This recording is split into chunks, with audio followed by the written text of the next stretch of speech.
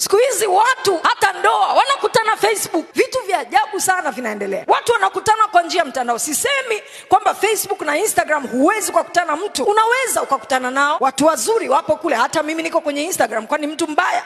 Apostle yuko Instagram, kwani mtu mbaya?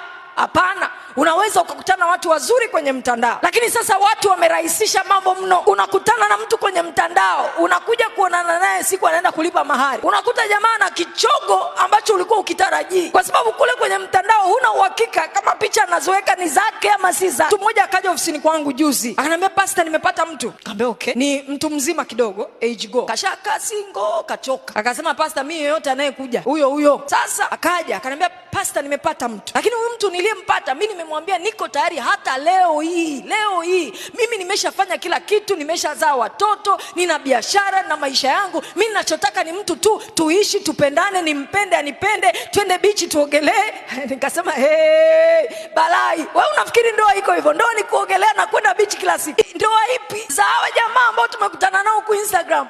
Mtu yeyote anayekwambia kwenye ndoa ni kucheka kila siku, anakudanganya. Kwenye ndoa hatuchekagi kila siku. Kaka, naongea huo. Kuna siku unaangalia dada na ni mzuri hivyo na hutaki kumuona. Kuna siku dada anakuangalia na ulivyojaa hivyo six pack na hataki hata six pack za